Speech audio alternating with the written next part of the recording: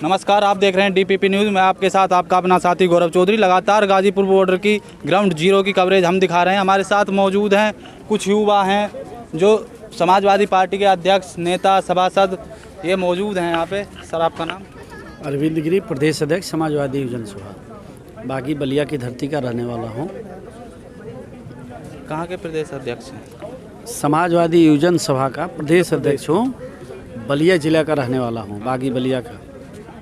लगातार ये किसानों पे आरोप लगाया जा रहा है कि खालिस्तानी, देशद्रोही, इसकी निष्पक्ष जांच क्यों नहीं होती सर? सरकार नहीं चाहती है निष्पक्ष जांच करना। ये जो भी आरोप लगे हैं, ये आरोप को सरकार ने प्रायोजित तरीके से, सरकार के हाथ जितने संसाधन हैं उन संसाधनों का दुरुपयोग करके और प्रायोजित तरीके से इन लोगों ने आरोप लगाया है। इनका क्या है, अगर कोई किसान अपने किसान की बात करे, यहाँ बात हो रही है खाद बीज की, यहाँ बात हो रही है किसान की एमएसपी की, यहाँ बात हो रही है एमएसपी की गारंटी की, यहाँ बात हो रही है कि खेती किसानी करके किसान की जो मंडियाँ, सरकारी मंडियाँ हैं, वो सरकारी मंडियाँ कैसे बचेंगी। बात इसकी हो रही है कि किसान जो कॉन्ट्रैक्ट फार्मिंग है वो किसान के लिए घातक है। तो ना जाने सरकार पे कौन सा प्रेशर है अडानी अंबानी का कि उनको अगर कोई जवाब न मिले और कोई इस तरह का जवाब न मिले तो वो तुरंत आ जाते हैं इसी बात पे कि ये खालिस्तानी हैं, ये पाकिस्तानी हैं, ये टुकड़े टुकड़े गैंग के मेंबर हैं। ये कह करके वो धार्मिक भावनाओं को, जाति भावनाओं को भड़का करके, और सरकार हमेशा इस प्रयास में रहती है कि कैसे हम किसी भी आंदोलन को तोड़ दें और मोड़ दें। तोड़ने मोड़ने के क्रम में किसानों का जो ट्रैक्टर परेड हुआ, वो ट्रैक्टर परेड आप देखे होंगे कि एक परेड कितनी शांति से, शालीनता के साथ और ऐतिहासिक है। देश में पहली बार ऐसा हुआ है कि इतनी ज़्यादा संख्या में किसान, जब 26 गणतंत्र दिवस के अवसर पे किसान ट्रैक्टर परेड लेके गया, जो किसान गया उसमें कुछ नहीं हुआ। पहली बार 1952 में ट्रैक्टर परेड हुई थी। ट्रैक्टर ये जो आज जो इस समय हुआ वो ऐतिहासिक हुआ है, आप समझ लो। तो जो शांति प्रिय परेड हुआ, ट्रैक्टर परेड, उसको नहीं दिखाया जा रहा है। किसको दिखाया जा रहा है? यहाँ लाल किले पे हंगामा हुआ, ये हुआ, झंडा उतार दिया, झंडा लगा दिया, खालिस्तानी झंडा लगा दिया, मतलब धार्मिक झंडा लगा दिया। ये सरकार की साजिश है। एक मिनट, पहली बात तो ये सर कि लाल किले के अंदर तुम्हारी फोर्स कहाँ गई थी? बाहर भी फोर्स होती है, अंदर भी फोर्स होती है। आदमी कैसे उसके अंदर प्रवेश कर गए, बड़ा सवाल ये भी है। चलो प्रवेश तक ठीक है, लेकिन झंडा कैसे लहरा दिया? मैं ये बताना चाहता हूँ कि ये सरकार द्वारा प्रायोजित है। सरकार के तमाम लोग उसमें लगे रहे। सरकार के को चाहने वाले, आप देखे होंगे फोटो किसका आया, वो किसके साथ फोटो खिंचाया। इस देश के प्रधानमंत्री के साथ फोटो खिंचाना आसान नहीं है। अभी आपको बोला जाए आप फोटो खिंचा सकते हैं प्रधानमंत्री के साथ? नहीं, आपकी फ़ोटो आ पाएगी। किसी बड़े से बड़े नेता का, भाजपा के विधायक को कह दो कि जाओ और प्रधानमंत्री के साथ फ़ोटो खिंचा लो, तो नहीं आएगी। लेकिन उसकी फ़ोटो आ रही। आप समझो मेरी बात को, मैं क्या कह रहा हूँ। मैं ये कह रहा हूँ, आप जो कह रहे थे आपको मैं पहले ही बता दिया कि ये प्रायोजित है। उसमें सरकार ने मीडिया के कुछ बड़े, जो जिनका नाम लिया जा रहा है, अडानी अंबानी, उनका नाम लिया, जिन लोगों का चैनलों पे प्रभाव है, सरकार के माध्यम से प्रभाव है, उन लोगों ने साजिश करके, आप देखे होंगे जैसे किसान आंदोलन चालू हुआ, अब वो कुछ मीडिया चैनल के कुछ ऐसे एंकर हैं, उनको लगता है कि ना जाने सबसे बड़ी उनको मिर्ची लगी है। किसान के बारे में वो जानते नहीं। उनसे पूछ दो कि एमएसपी क्या है, ठीक से नहीं बता पाएंगे। कभी खेत के मेड़ में, खेत के खलियान में कभी गए नहीं है। उनसे पूछ दो कि वो फार क्या कहलाता है, तो उनको नहीं पता है। उनको क्या पता है कि वो पढ़ लिए, समझ लिए, और उसके बाद जो उनके ऊपर से आदेश आया उसी को उनको बोलना है। तो लगातार सरकार लगी रही कि किसान आंदोलन को किसी तरह से हम तोड़ दें और मोड़ दें।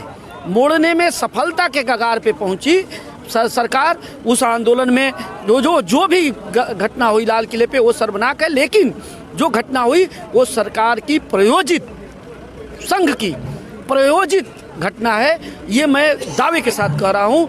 और उस दिन जो हुआ, यहाँ पे घटना हुई, टिकैत साहब को, राकेश टिकैत जैसे नेता को, किसान नेता को पुलिस आ गई, भारी फोर्स तैयार हो गई और उनको लाठी, डंडे और गोली के बल पे ये सरकार चाहती थी कि उठा के जेल की सलाख, उनके ऊपर कितनी गंभीर धाराएं लगाई गई। और ये चाहती थी सरकार कि किस तरह से इनको जेल भेज दें और किसान आंदोलन को ख़त्म कर दें। बात आप समझो, बात क्या है? बात एमएसपी की गारंटी की है। वो एमएसपी क्या है? जो एमएसपी दिया जा रहा है, जिस एमएसपी की किसान बात कर रहा है, वो भी एमएसपी वाजिब एमएसपी नहीं है। अगर वाजिब एमएसपी होती तो 1 किलो गेहूं में 1 लीटर डीजल मिलना चाहिए, 1 लीटर दूध में 1 लीटर पेट्रोल मिलना चाहिए, यह एमएसपी होनी चाहिए। लेकिन वो एमएसपी नहीं है, एमएसपी में बेईमानी है। जो कृषि लागत मूल्य आयोग है, 1 मिनट रोकना चाहूँगा। एमएसपी गेहूं पर है 1975 रुपए की। अगर कोई किसान भाई बता दे किसी का एमएसपी पे गेहूं बिका 1975, किसी का नहीं, किसी का नहीं। 1200, 1100, 800 इसी पे बिका है एमएसपी पे। आप समझो वो जो 1975 है, 1975 एमएसपी है, आप समझो उसमें भी बेईमानी है। जो कृषि लागत मूल्य आयोग है उसमें जो अधिकारी बैठता है, सचिव रैंक का अधिकारी, वो तो कभी खेती किसानी जानता नहीं है। वो क्या करता है, वो करता है कि एवरेज रेट निकालता है उसका जो खेती में लागत लगी। अब कैसे लागत निकालता है? लागत निकालता है कि खेती में खाद कितनी लगी, खेती में बीज कितनी लगी, खेती में पानी कितनी लगी और खेती में मजदूरी कितनी लगी। आप 2 चीज़ पे केवल समझ लो, एक खाद पे समझ लो। अब जैसे खाद क्या है, कोई खेत उपजाऊ खेत है तो वहाँ 40 किलो यूरिया डालोगे तो 1 एकड़ में वो सार्थक हो जाएगा। और उपजाऊ नहीं है तब, अगर कोई नहीं उपजाऊ है तो उसमें 10 किलो में ही काम चल जाएगा। लेकिन जो एवरेज निकालता है वो क्या निकालता है, 40, 10, 50 और 50 का आधा कर देता है 25। उसका लगा 40 किलो यूरिया, निकाला कितने का, 25 किलो का। मजदूरी समझो, मजदूरी क्या है, केवल मजदूरी में आप समझो। मजदूरी है एक खेत में एक किसान का पूरा परिवार काम करता है और पूरा परिवार खेती करता है। मजदूरी कैसे जोड़ता है? मजदूरी जोड़ता है क्या कि मजदूरी जोड़ेगा कि एक किसान एक खेत में 1 एकड़ में एक ही किसान काम करता है, एक आदमी की मजदूरी जोड़ा। दूसरा क्या जोड़ता है, मनरेगा के मजदूर की मजदूरी 202 रुपया है, किसान की मजदूरी कितना जोड़ता है, 100 रुपया, वहाँ भी आधा कर दिया। किसान अपने खेत में 365 दिन काम करता है और 365 दिन काम करता है, एवरेज रेट क्या निकालता है, 140 दिन का। तो दिन में भी आधा से ज़्यादा कम कर दिया। और इसके बाद जो एमएसपी वो लागू करता है, इतनी बेईमानी के बाद उसी एमएसपी का ये देश का अन्नदाता किसान यहाँ पे आकर के और कह रहा है कि हमारे उस बेईमानी के एमएसपी को गारंटी दे दो कि अगर हम कोई भी खेत कोई भी अपना गेहूं और धान जो भी बेचें तो सरकारी खरीदे या प्राइवेट खरीदे, जो खरीदे तो उससे कम में न बिके, उतने पे बिके। कानून बनाना चाहता है, लेकिन उस कानून को जो भारतीय जनता पार्टी की सरकार, जिसने ये कहा कि किसान की आमदनी हम दूना करेंगे, आमदनी दूना करेंगे, उसी किसान की बात सुनने को तैयार नहीं है। 65 दिन से ऊपर हो गया, 100-120 से ऊपर लोग मर गए, शहीद हो गए किसान खुले आसमान में। ये ताऊ को देखो, ये बुजुर्ग लोगों को देखो कैसे खुले आसमान में सो रहे हैं। लेकिन सरकार को शर्म नहीं है। सरकार को ये महसूस, सत्ता का ऐसा नशा होता है कि वो चश्मा जब चढ़ जाता है तो कुछ दिखाई नहीं देता है। उनको केवल अडानी और अंबानी दिखाई दे रहे हैं कि हमने उनके साथ सौदा किया है तो अडानी अंबानी को क्या हम जवाब देंगे इस बात का। एक मेरा सवाल आपसे ये है सर, मनरेगा को खेती से क्यों नहीं जोड़ा जा रहा? क्यों 200 रुपये सरकार देगी, 150 मनरेगा से खेती को क्यों नहीं जोड़ा जा रहा? 200 रुपये किसान वो सरकार देगी, 150 रुपये किसान भी देगा, 350 हो गए, मजदूर की इनकम भी हो गई, पैसे भी बढ़ गए। ऐसे कानून क्यों नहीं ला रहे जिससे मजदूर का भी फ़ायदा हो, किसान का भी फ़ायदा हो? जो किसान अब 300 रुपये मजदूरी दे रहा है वो 150 रुपये हो जाएगी और 50 रुपये का फ़ायदा मजदूर का भी हो जाएगा। आप एक बात समझो, वो जो मजदूरी की बात है, देखो सरकार का जब मन ठीक रहे, उसकी मानसिकता ठीक रहे, किसान के प्रति सार्थक रहे, तब वो बात सोच सकती है। सरकार का किसान के प्रति दिमाग नहीं है, अडानी और अंबानी के प्रति है, तो क्यों किसान की बात सोचेगी? किसान के भले की बात क्यों सोचेगी? अगर किसान के भले की बात सोचना होता तो एमएसपी पे गारंटी दे देती, कानून बना देती, तुरंत बना देती। ये सरकार के मन में, सरकार ये चाहती है कि देश में किसान न रहे। सरकार क्या चाहती है? सरकार हमेशा, ये जो भारतीय जनता पार्टी की सरकार है उसकी ये सोच है, उसके मानसिकता की ये सोच है कि देश में केवल 2 ही वर्ग रहे, एक रहे उद्योगपति और दूसरा रहे मजदूर, किसान न बचे। और किसान को आप समझो, ये केवल किसान की लड़ाई नहीं है, ये लड़ाई मजदूर की भी है, ये लड़ाई रिक्शा चलाने वाले, ठेला चलाने वाले, खोमचा वाले, मोची की, सबकी ये लड़ाई है। इसलिए है, आप देखो जैसे क्या है, मंडियाँ ख़त्म होगी, जिसे इन लोगों ने दे दिया अनलिमिटेड भंडारण, मैंने भंडारण पे रोक को ख़त्म कर दिया। अब रोक को ख़त्म कर दिया, वहाँ क्या होगा? वहाँ होता क्या है, जैसे जियो आया तो क्या हुआ, जियो आया, सब लोगों ने जियो ले लिया, और उसके बाद जब जियो आ गया, फ्री में मिल रहा था, सारे लोगों ने ले लिया। अब सबसे महंगा जियो है, सबसे महंगा जियो है। उसी तरह से आप देखो होगा क्या कि ये मंडी आएंगी, सरकारी मंडियों पे 6% टैक्स है, प्राइवेट मंडियों पे टैक्स नहीं होंगे। आज जब प्राइवेट मंडियों पे टैक्स नहीं होंगे और एमएसपी की गारंटी नहीं होगी तो अब क्या होगा? जो मंडी में खरीदेगा, प्राइवेट खरीदेगा, वो थोड़ा महंगा खरीदेगा, सरकार में 6% टैक्स जाएगा, इसलिए वो थोड़ा सस्ता जाएगा, टैक्स कटेगा। तो अब क्या होगा? सरकारी मंडियां साल 2 साल 3 साल में उजड़ जाएंगे और कौन बचेगा? प्राइवेट मंडी बचेगा। और जब प्राइवेट मंडी बचेगा तो प्राइवेट मंडी क्या करेगी? प्राइवेट मंडी क्या करेगी? फिर जियो की तरह मनमानी हो जाएगी, अडानी अंबानी का हो जाएगा, मनमाना हो जाएगा। अब मनमाना हो जाएगा तो सोचो क्या होगा? उनके पास ऐसे ऐसे फ्रीजर होंगे, ऐसे ऐसे फ्रीजर होंगे कि टमाटर को ले जा करके, मिर्चा को ले जा करके, प्याज को ले जा करके, आलू को ले जा के रख देंगे तो उसका टमाटर जो कच्ची सब्जी है, गोभी जो कच्ची सब्जी है, उसको ले जाके रखेगा तो 6 महीने खराब नहीं होगा। और 6 महीने तक अनलिमिटेड भंडारण को उसको छूट है, पूरा छूट है, जितने दिन रखे। अब वो क्या करेगा कि पहले ही मार्केट से 10 रुपया 20 रुपया गोभी खरीदेगा और ले जाकर अपने फ्रीजर में रख देगा। 6 महीना उसका खराब नहीं होना है, उसके पास पैसे की भी कमी नहीं है और खरीद लेगा। जब मार्केट में वही मार्केट में वही गोभी, मार्केट में जब वही गोभी और वही टमाटर, वही मिर्चा, रुक जाओ, वही टमाटर, वही मिर्चा जब हो जाएगा 300, 400, 500, 600 रुपया किलो हो जाएगा मार्केट में, क्या होता है? जब मार्केट में वायदा कारोबारी क्या करते थे? डंप करते थे। उनके ऊपर मुकदमा कानून था, इसी एक्ट था, अनलिमिटेड भंडारण नहीं था, तभी भी डंप कर लेते थे। तो एक बार आपने सुना होगा, अटल जी की सरकार थी, इसी भारतीय जनता पार्टी की सरकार थी, उसमें मनोज तिवारी जो दिल्ली के सांसद है, उन्होंने गाना गाया था, बाहर अटल चाचा पियजिया पे मार हो गई, नमकवा अनार हो गई, न नमकवा पे मार हो गई, पियजिया अनार हो गई। वो क्या था? वायदा कारोबारियों ने क्या किया था कि प्याज और नमक को डंप कर लिया था। उसी तरह से ये गोभी, टमाटर, मिर्चा, हरी सब्जियों को ये डंप कर लेंगे और जब डंप कर लेंगे इनका 6 महीने तक खराब नहीं होगा और जब नहीं खराब होगा तो मार्केट में महंगा बिकने लगेगा। जब मार्केट में महंगा बिकेगा 600, 500, 700, 800 रुपया किलो हो जाएगा। आप सोचो कि वो ठेले वाले का, खोमचे वाले का, मजदूर का जो प्रतिदिन कमाता है और प्रतिदिन खाता है, वो कैसे गोभी खाएगा, कैसे टमाटर खाएगा, कैसे मिर्चा खाएगा, कैसे वो और अन्य सब्जियां खाएगा? कहाँ से खाएगा? उसके पास पैसे ही नहीं होंगे। भूखमरी का शिकार मजदूर, ठेला वाला, रिक्शा वाला, खोमचा वाला, सारे लोग भूखमरी का शिकार हो।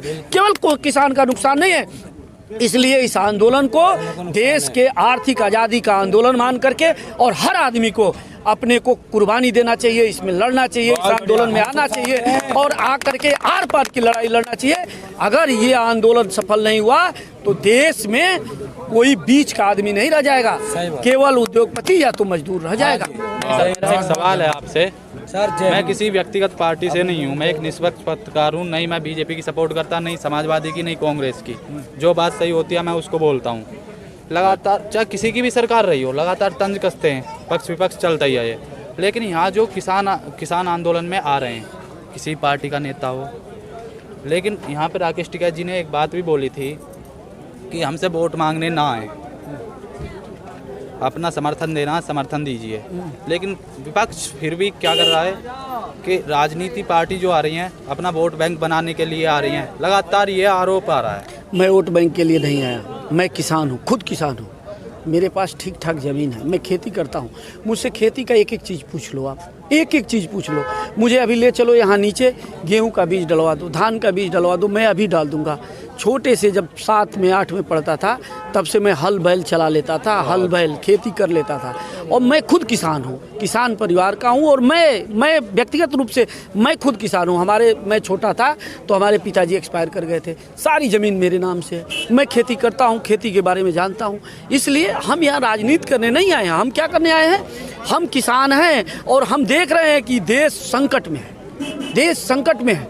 देश को अडानी और अंबानी के हाथों में किसान को बेचा जा रहा है, किसान को गुलाम बनाया जा रहा है उद्योगपतियों का। इसलिए हम आए हैं और आकर के हम अपना समर्थन देने के लिए आए हैं और लड़ने के लिए आए हैं। और लगातार गांव-गांव में जाकर के यहाँ आंदोलन चल रहा है, हम लोग चौपाल कर रहे हैं, किसानों को समझा रहे हैं कि दिल्ली के, हरियाणा के, पश्चिमी उत्तर प्रदेश के किसानों का ये केवल आंदोलन नहीं है, ये पूरे देश का, कश्मीर से कन्याकुमारी के किसानों का आंदोलन है। अगर एमएसपी की गारंटी मिलेगी हरियाणा के किसान को, दिल्ली के किसान को, पंजाब के किसान को, पश्चिमी उत्तर प्रदेश के किसान को, तो बंगाल के भी किसान को मिलेगी, बलिया के भी, गाजीपुर के भी किसान को मिलेगी, देवरिया के भी किसान को मिलेगी और कश्मीर से कन्याकुमारी तक के किसान को मिलेगी। इसलिए सारे किसानों का ये आंदोलन है और किसानों को इसमें चढ़ बढ़ के हिस्सा लेना चाहिए। आज़ादी के आंदोलन में बापू ने जब धोती और लंगोटी और लाठी लेकर के चले थे तो अकेले चले थे, करोड़ों करोड़ों लोग खड़ा हुए। शहीद आजम भगत सिंह, राजगुरु सुखदेव जैसे लोगों ने हंसते हुए फांसी पे लटका, नेताजी सुभाष चंद्र बोस, चंद्रशेखर आज़ाद जैसे लोगों ने स्वतंत्रता संग्राम सेनानियों अपने प्राणों की आहुति दिया, डॉक्टर लोहिया और लोकनायक जयप्रकाश नारायण जैसे लोगों ने लाहौर यातना सही, तब जाकर देश को आज़ादी मिली थी। अगर आज़ादी मिली है, लोकतंत्र मिला है, संविधान मिला है कि हमको हमारा अधिकार, बोलने का अधिकार, चलने का अधिकार, आंदोलन करने का अधिकार, हमको गुलाम बनाया जा रहा है, उस पे हमको लड़ने का अधिकार मिला है, तो आज के नौजवानों को भी और किसानों को, जवान और किसान, मजदूर, सबको आगे निकल करके और इस आंदोलन में अपनी भूमिका का निर्वहन करना चाहिए। जो भी कुर्बानी हो कुर्बानी देना चाहिए, तभी ये देश बच सकता है, तभी किसान बचेगा। अगर किसान बचेगा तभी देश बचेगा, तभी मजदूर बचेगा। लेकिन गोदी मीडिया, देखिए वो गोदी मीडिया है, वो अब नहीं आएगी। और मैं आपको भी बहुत बहुत बधाई देना चाहता हूँ जो वही तो आ रहे हैं सामने, आप जो छोटे न्यूज़ चैनल है, उन्होंने हमारे किसानों की बहुत मदद करी है। और हम आपको बताना चाहेंगे, अभी आपने इनसे पूछा ये सवाल, समाजवादी पार्टी के लोग पूरा समर्थन दे रहे हैं और समाजवादी पार्टी के लोगों ने किसानों के लिए कई बार आंदोलन करे और कई धरने प्रदर्शन किए और कई बार हम बंद भी रहे। माननीय हमारे फकीरचंद नागर जी खड़े, जिला गौतम बुद्ध नगर से है। और जितने भी, मैं आपको बताना चाहूँगा, ये मोदी जी अडानी के पोते को बधाई देने चले जाएंगे, लेकिन किसानों से कोई बात नहीं करी। ये हमारा देश का संविधान है, यही हमारे देश के प्रधानमंत्री मन की बात करते, औरों से करते, किसानों से नहीं। जो हमारे देश का अन्नदाता, जो हमारे पेट को भरता है, आज वो रोड पर पड़ा है। और जो वैसे लोग हैं वो आज अपने घरों में पड़े हैं आराम से। मैं उन 150 किसानों की शहादत को नमन करता हूँ जो इस धरने प्रोटेस्ट में अब तक शहीद हो गए, जिनकी मौत हो गई, मौत नहीं कहूँगा, वो शहीद हो गए। और सबसे जो हमारे राकेश टिकैत जी है, मैं उनको बहुत बधाई देना चाहता हूँ। उनके पीछे एक बुजुर्ग नहीं, आज की डेट में उनके पीछे पूरा यूथ है। उत्तर प्रदेश, आंध्र प्रदेश, बिहार, बंगाल, पूरे भारत में एक उनकी लहर है और उनका ये बहुत बड़ा योगदान है इन किसानों के लिए, जो आज यहाँ पर दोबारा से किसान आ गए। नहीं तो बहुत से लोग हैं जो उठा के अपने चले गए थे डर के टक्कर में, लेकिन एक ही ऐसा किसान असली नेता निकला। राकेश टिकैत जी को मैं बहुत बहुत बधाई देना चाहूँगा, जो सब कुछ करते हुए भी उन्होंने ये बलिदान दिया। बहुत बहुत धन्यवाद आप सभी का। आप बने डीपीपी न्यूज़ के साथ, देखते रहिए डीपीपी न्यूज़ गाजीपुर। नमस्कार, धन्यवाद।